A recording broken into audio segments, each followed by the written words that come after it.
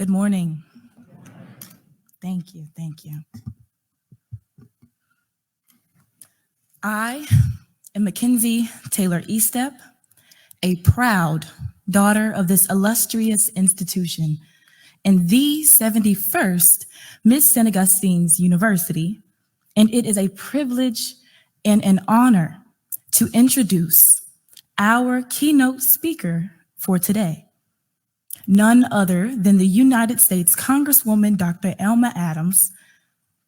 Leadership, that's her defining characteristic. HBCUs are her life's work. She knows how to get things done, and she does so with style and grace. Dr. Alma S. Adams was elected to her 4th full term representing the 12th Congressional District of North Carolina on November 3rd, 2020. She has not wasted any time getting involved and has made a benevolent impact. Representative Adams serves on the Committee of the Financial Services, Committee on Education and Labor, and the Committee on Agriculture. She holds several leadership roles as an assistant whip for the Democratic Caucus, chairwoman of the Committee of Education and Labor's Subcommittee of Workforce Protections, and vice chairwoman of the Committee on Agriculture.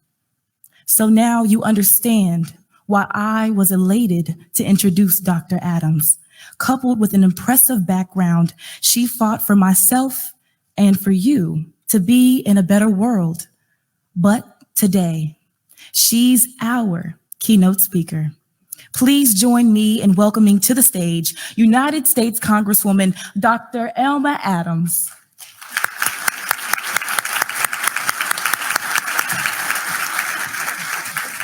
God bless you. Thank you. All right. Praise the Lord, everybody. It is indeed a privilege, and certainly it's my honor to be here. Dr. McPhail, I got your back too. To the illustrious president of St. Augustine's University, Dr. Christine McPhail, to the Board of Trustees, to Dr. McPhail's family, to the faculty, to the staff, to all of our special guests, to our students, and to all of the visiting HBCU family and friends, good morning. Good morning, Falcons. I should say good morning, gorgeous. You know, thank you so much. Thank you so much to Mackenzie. I've had the privilege of meeting her and talking with her, and certainly she's an example of what we do at HBCUs. So thank you for the invitation to be here. You know, you got to know by now that I am HBCU strong. And some folks call me the godmother of HBCUs. So I accept my role with full responsibility to ensure that our schools not only survive, but we got to thrive. You know, so nothing could be finer than to be in Carolina at an HBCU, and particularly today in Raleigh, North Carolina, with this extraordinary HBCU, St. Augustine's University. It is a privilege to be here for this celebration for the installation of the esteemed 13th President, Dr. Christine Johnson McPhail. And you know, I do want to, in my official capacity, first of all, bring you greetings from the more than 800,000 citizens in North Carolina's 12th District, from our Speaker of the House, Nancy Pelosi, to all of my colleagues in the House, to Chairwoman Joyce Beatty, and 59 members of the Congressional Black Caucus, known as the conscience of the Congress. We got to have some conscience there. But also greet you as well from Johnson C. Smith University, that I'm proud to represent in Charlotte, Mecklenburg, and then from my alma mater twice, North Carolina A&T State University, Aggie Pride. You know, I'm sure like me that you're glad to be out of those Hollywood squares and back out in person after we've been shut down for more than 2 years. And so we've had to delay this event, but we're here today And I want to congratulate Dr. McPhail on this achievement and on this extraordinary honor. You know, St. Aug, Dr. McPhail and I have a few things in common, both first-generation college students, a passion and love for education, a love for the Lord, and the teaching, a love for HBCUs, and of course, a love for pink and green. You know, as a 40-year retired professor of an HBCU, Bennett College in Greensboro, I know a little something about homework. And so after doing my homework and fully researching your president, I discovered in President McPhail a phenomenal woman with impeccable credentials. And so I want to tell you right now that for this sharecropper's daughter, that failure is not an option. And you've already had a year to realize that. But because Madam President is all about reimagining excellence, pillars of progress and campus expansion and global reach and purpose. And so if you didn't know that, now you do. You know, a proven leader she is, grounded in academic excellence, nationally recognized as a thought leader in higher education, multiple decades of extraordinary leadership prepared this president and has undergirded her with the knowledge, with the skills and ability to set St. Augustine's future on a path of success. You know, today's occasion in some respects marks new beginnings for our students, for our community, and for our state and nation. And yes, the president is on her second round. But it means that this president will pick up the torch to carry on a memorable historic legacy chartered 155 years ago at St. Augustine's Normal School, and later St. Augustine's College, and today St. Augustine's University. A century plus 5 decades plus 5. What an incredible history. You know, this institution, like so many HBCUs, stood the test of time with under-resourced and minuscule budgets. HBCUs like St. Augustine have been punching above their weight, and they continue to do so much with so little, and we're working on that. We need to. You know, after 4 decades at an HBCU, I am convinced that some of the most gifted, and you've heard them here today, some of the most gifted and talented students, faculty, staff are on these campuses. So whatever your affiliation with this historic institution, this historic place is, you have every reason to be proud because you are HBCU strong. You know, Madam President, we have been challenged by this pandemic for more than 2 years now. And our HBCUs are still struggling to bounce back and rise from beneath the ashes. So thank you for your incredible leadership so far and your commitment to serve. You know, the pandemic allows us to see things differently. And despite roadblocks or obstacles, HBCUs are still charged to meet the challenges of the 21st century and to prepare students for jobs and for today and tomorrow. You know, I tell our student leaders and our students all the time, the future, it's about you, it's about your future, but you are the future, but you are the right now. You know, as the second oldest HBCU in the South, St. Augustine's mission is truly about sustaining a learning and a community in which students can prepare academically, socially, and spiritually for leadership in a complex, diverse, and rapidly changing world. I want to tell the students, all the students who are here, you are HBCU excellent, and you proudly stand on the shoulders of giants who walk these falcon grounds, leaving a legacy for you to emulate and to admire. You know, I too am a proud graduate twice of a historically Black college and university. And like many of you, I was the first in my family to go to college. And HBCU took this poor Black girl who walked those ghetto streets of Newark, New Jersey, and made a commitment investment in me, just like St. Augustine is doing for all of the students and all of the faculty and staff. Because HBCUs understand our values and help us to realize that students, you're not your circumstance. Where you start out in life doesn't determine where you're going to end up or just how far you can go.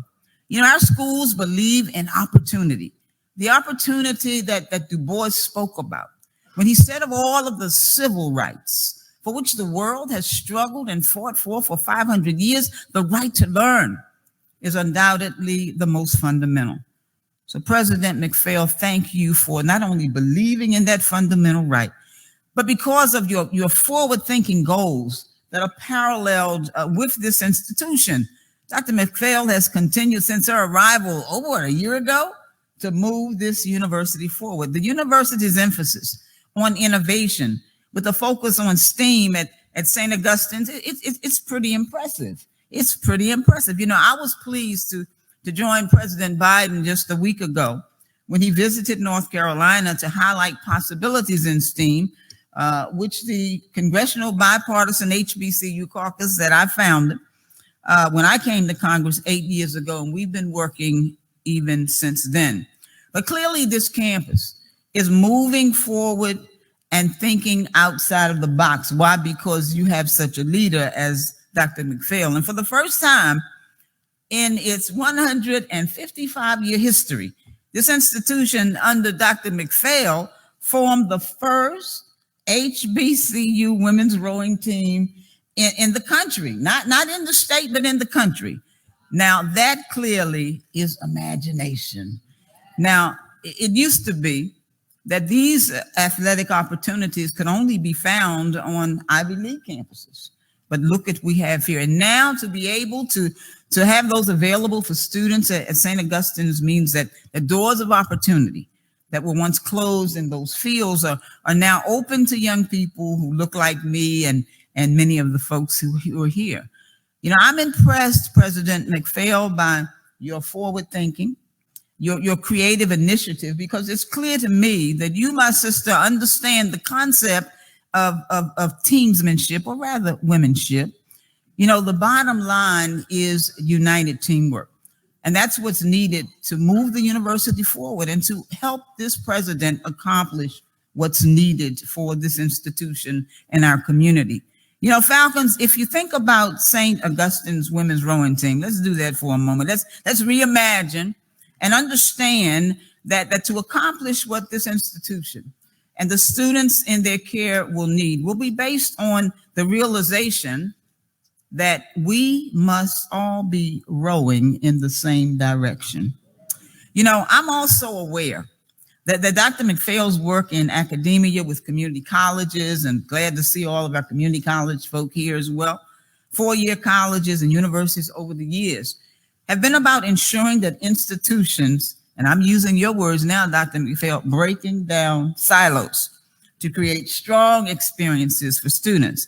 St. Augustine's has a history of creating strong experiences for students and was the first HBCU in the nation to have its own commercial TV and radio station.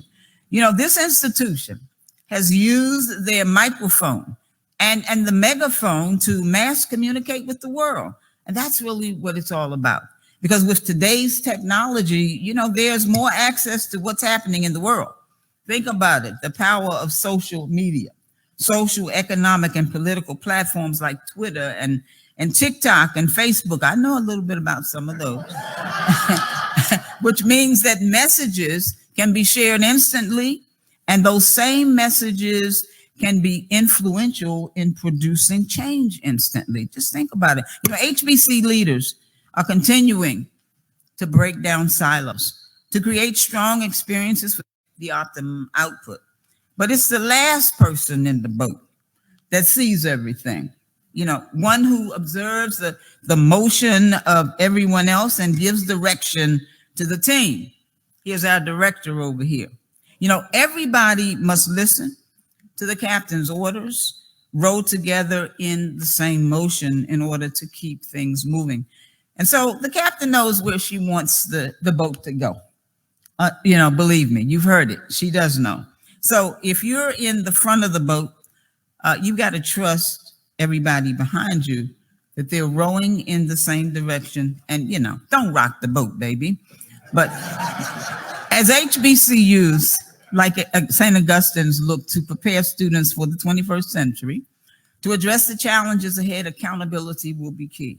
Accountability from all of us, from all of the stakeholders who share in the work of this school's success.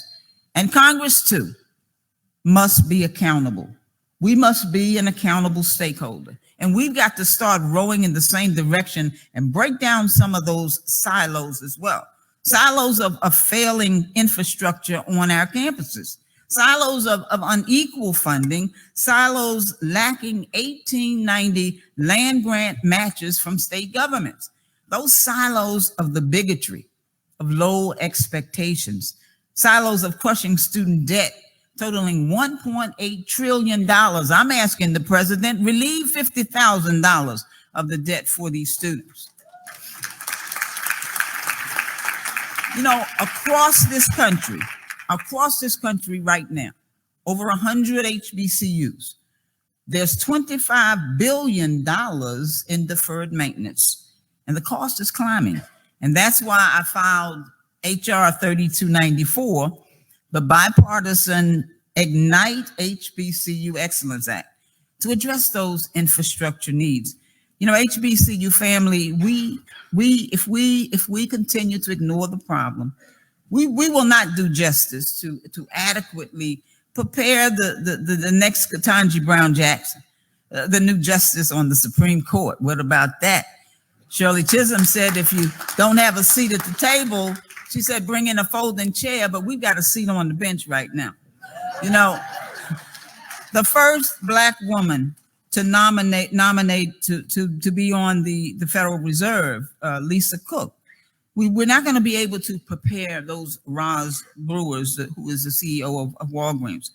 So we've got to stay woke to ensure that the institutions of higher learning that educate our most underprivileged students have access to equal funding and equal support. And I'm going to say that again, equal funding and equal support. The truth is, we're on a campus named after St. Augustine, a campus whose institution's motto, truth shall set you free. Expounding for just a moment on truth. St. Augustine said, the truth is like a lion. You don't have to defend it. Let it loose. It'll defend itself. So the truth be told, HBCUs have proven themselves for almost 2 centuries, and we don't have to apologize for anyone. We are the places that are responsible for 25% of African-American STEM graduates. We are the places where more than half of America's Black teachers and dentists attend school, where tomorrow's pastors and teachers and business leaders are being molded and mentored. Truth is, St. Aug, historically Black colleges and universities continue to contribute more than $14 billion to our economy. And despite these facts, policies are written to continually underfund and undervalue them. Dr. McPhail, we've got to continue to reimagine what could be, what should be, and what we know can be by breaking down those silos of inequity and inequality and discrimination. Like you, I am a dreamer too. And I dream of a day, soon and very soon, when I can walk on HBCU campuses and see multiple cranes in the sky, erecting new buildings and renovating those old historic structures that are in need of restoration right now. Because some of our buildings are as old as our schools. St. Augustine has served this community, this city, and the state now for 155 years, and our nation owes a debt of gratitude to this institution. We've got to be rowing in the same direction because failure is not an option. Too many families are counting on this HBCU and HBCUs across this state and this nation. And there's another 155 years of accomplishments on the horizon, but we all have to be dreamers too. Eleanor Roosevelt said that the future belongs to those who believe in the beauty of their dreams. Well, I believed in our promise, and that's how I got my Future Act signed into law in 2019. You remember that? There's $250 million permanent dollars for HBCUs and MSIs. But you know, we've got, we need to clap on that. But we have to keep dreaming and reimagining those possibilities and what we know our schools can do. And folks, we got big dreams to accomplish. So we better be rowing in the same direction. You know, in Congress, I'm fighting right now to ignite HBCU excellence through a bill. That's the name of the bill, Ignite HBCU Excellence Act. And it's going to provide millions of federal dollars annually to HBCUs to rebuild the infrastructure and to develop new buildings and laboratories. So we've got to keep dreaming. One of my legacy projects in Congress is around Black maternal health. And I've been pleased to see the Vice President amplify it in her work. So imagine for a moment a nursing school, a medical school at St. Augustine's University. Imagine a place, Madam President, where mothers can come in this region and get prenatal and postnatal care that they deserve in the richest country in the world. You know, there is a Black maternal health crisis in this country. Black women are dying 3 to 4 times the rate of white women, and 60% of those deaths are preventable. You know, the problem is worse today than it was 25 years ago, and our Black mamas can't wait. You know, on St. Augustine's campus, our new president, Dr. McPhail, will take us all forward as captain of this boat, but she'll need the help of all of us, working together, alums, community partners, businesses, corporate partners, and we've got to be rowing in the same direction. And students, we're going to need you too. Don't get it and go, get it and give. Continue to give back. You know, Madam President, you were sent here for such a time as this. And students, your presence here is not by accident either, because you could have been someplace else. But thanks be to the good Lord, thanks be to your parents and those who support you and your faculty and your staff, that you are on this campus. You were placed here at this historic institution for such a time as this. Because you are HBCU strong, that makes excellence in your DNA. And so you're going to be doing great things. We know that because you are HBCU excellence. And remember Emerson. Remember Emerson, who said that most of the shadows in one's lifetime come from standing in one's own sunshine. And so I would say to all of us, don't allow anyone to stand in your sunshine, and don't allow anybody else to block your view. So Madam President, keep rowing to uplift the next generation of Falcon leaders. Continue to break down those silos so that they don't block your view. And you know, at a time when leadership is so desperately needed, service is the rent we pay for living on this earth. And so all of you who serve in whatever capacity, elected, appointed, or want to be, thank you for your service. Thank you for keeping your rent fully paid up. You know, I just want to end by saying this is a wonderful community. I spent 20 years in Raleigh serving in the North Carolina House. I spent 40 years on the campus of Bennett College as an administrator as well as a faculty member. So I want to just say to all of the faculty and staff for all that you do, I know what you do. I've been there, I've done that. But I'll say to this entire community, to all of the Falcons and those who are here today and those who are listening, let's make sure that we continue to not only support this president, but be there for her. Let's make sure that we continue to build those bridges and form those bonds for her. And let's make sure as a community that we continue to plant seeds of progress because we know where we can go. Because somebody once said that a community can only grow great when old men and old women plant trees under which we know will never sit. Thank you. God bless.